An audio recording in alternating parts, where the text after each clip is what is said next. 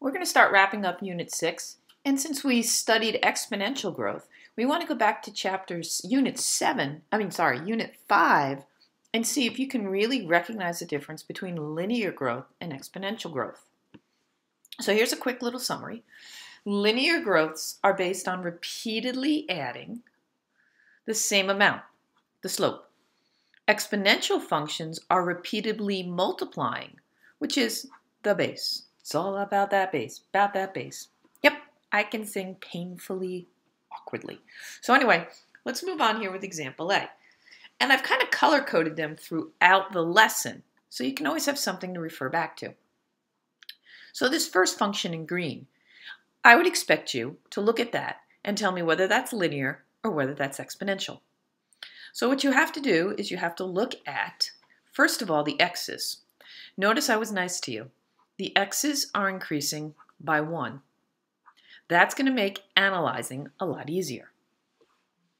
So what happened between the first 2 points? How did I get from 3 to 5? I added 2. Now, is that consistent throughout the entire chart? And you have to look at the entire chart.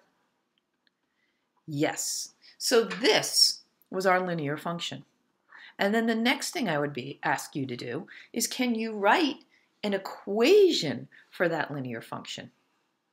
So now we're really starting to tie everything together. Well, yeah, your brain's got to go. Y equals mx plus b. That's a linear function. And we're going to replace the y with function notation f of x. I know m means my slope. And that's where the increasing by 1 makes it easy, because then we can see that the change in y over the change in x, well, the change in x will always be 1, so the change in y is just my slope. And my starting point. Remember, my starting point is my y-intercept. Y-intercepts are on the y-axis, and that's where the x's are 0, and then we have our y's. So I'm just going to go look to where my x is 0. So my y-intercept is 3. There, I just wrote the equation of this linear function. So that must leave this one to be the exponential. Well, let's do our checking. Are x's going up by 1? Okay, yeah, they don't have to, but that just makes it easier. So what did I do to 3 to get to 6?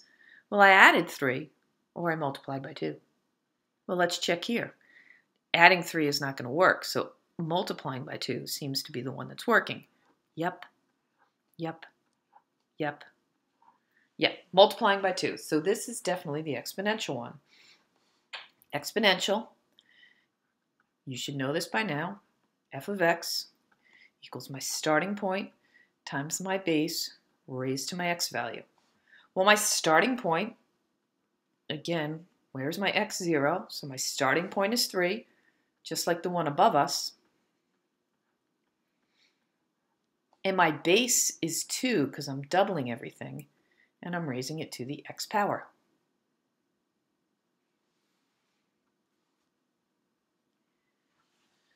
So then they could give it to you backwards. This way is the easy way. I'm going to use my highlighter pen here. Consider the linear function, and remember linear we made green, y equals 20x plus 5. And the exponential, which we made pink, is 5 to the 2x. Both of these functions have a y-intercept of 5, so they start in the same location. Well, could you now fill in these charts? Yeah, that's pretty easy, right? So this one is, we're going to use function notation.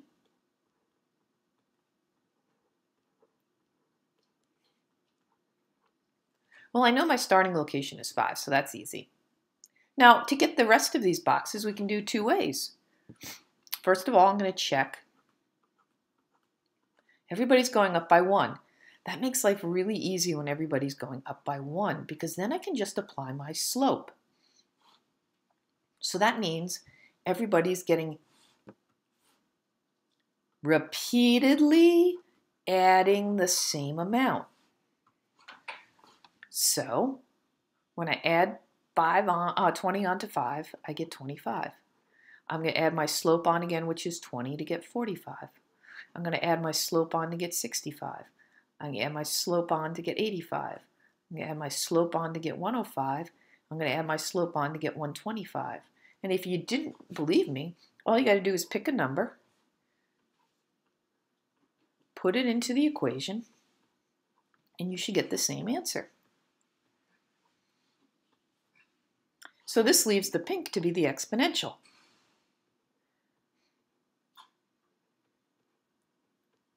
Five to the 2x. Again, I'm going to check my x values. They're all going up by 1, so that's going to make my life easier. My starting point is always what is my y-intercept, and that's 5 here. Now I could put 1, 2, 3, 4, 5, 6 into this x. 2 to the first is 2 times 5 is 10. Or I could just realize that my base is doubling everybody. And since these are all going up by 1, I can just double to get my chart. And again, if I picked any number and put that into my chart, into my equation, I should get the same correct answer.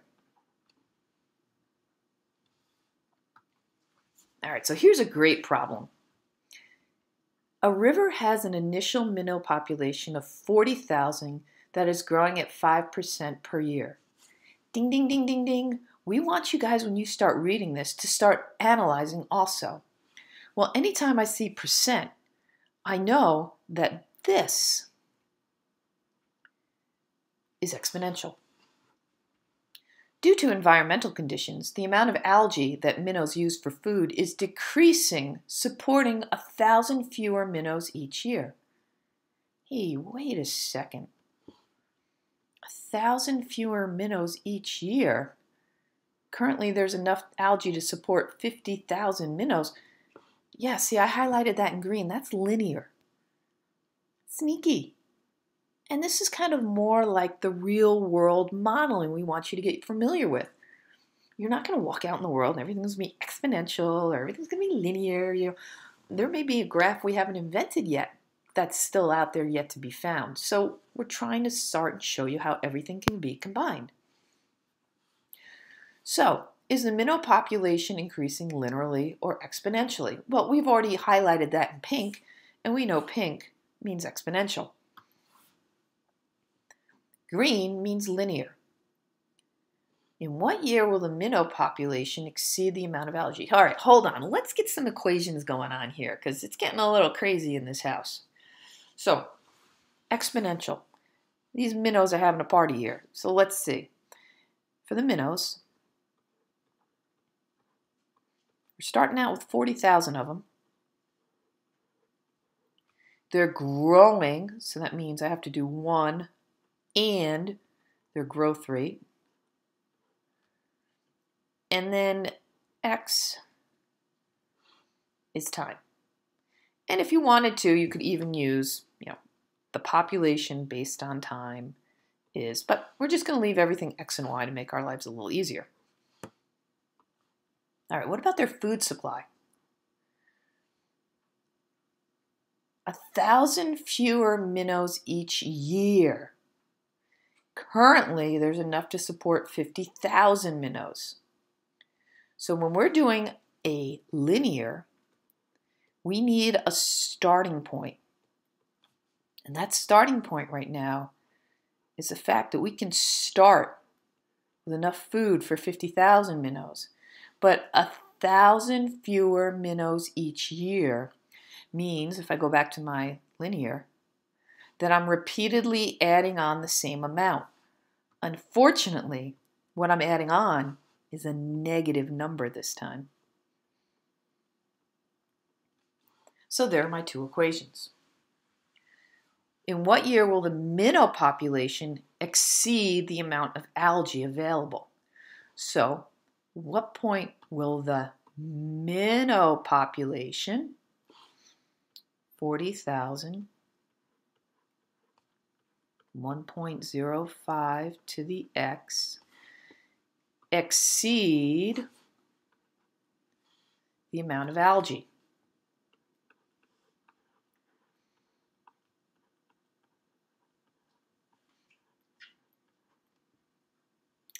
All right, that's going to be a calculator work.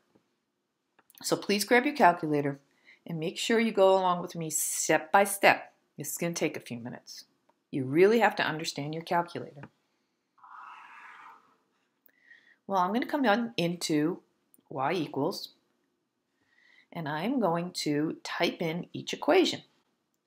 So notice right here I have pink and green. So for pink, I'm going to do the exponential.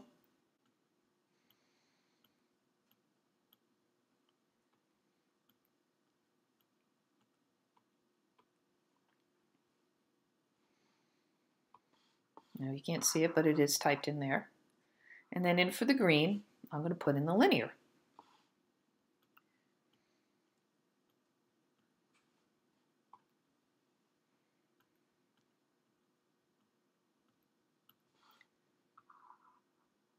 Now here is where I say you have to be smarter than the calculator. Because if you don't do this, I'm going to do it for you. If you pressed graph, you're not going to see anything. And if you notice in your upper right-hand corner over here, your calculator's thinking hard trying to graph this. But it can't, because you only gave it from -10 to 10 and -10 to 10. And you're starting off with 40,000 minnows. So you have to change your window. And now is when you really have to understand what your x and your y's mean.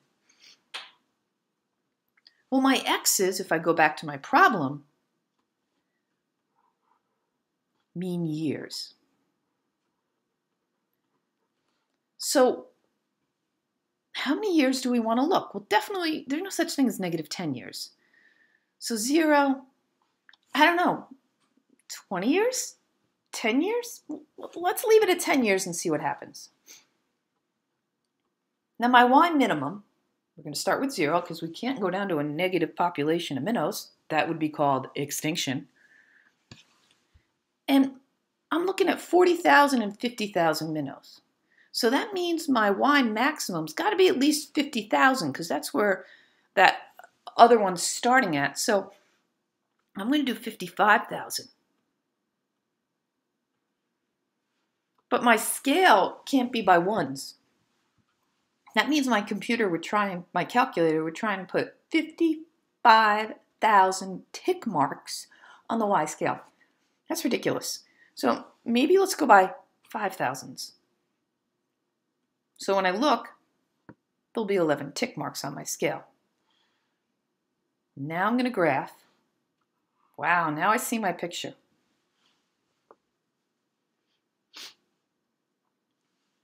All right. Now with me, it was easy because I got the color calculator, so I can know my pink is my exponential and my green is my linear. And that's good to know because based on this picture, they both kind of look linear. But if I zoomed out, I definitely see the pink had a curve on it. But remember, we're zoomed in. So they wanted me to know, in what year will the minnow population exceed the amount of algae available? Well, next thing I'm going to do is I'm going to go into my calculate. And I'm going to see where they intersect.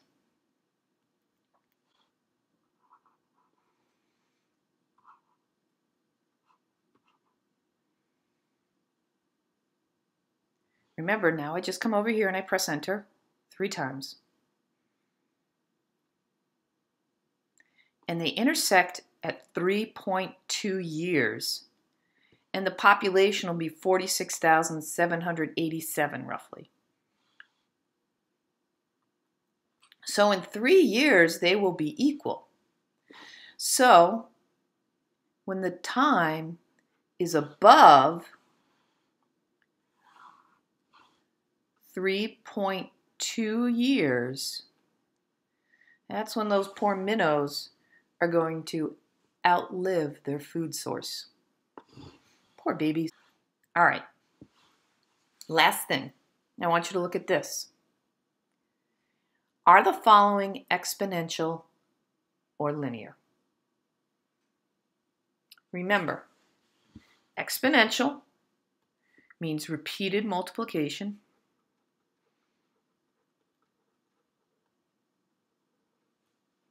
Linear means repeated addition.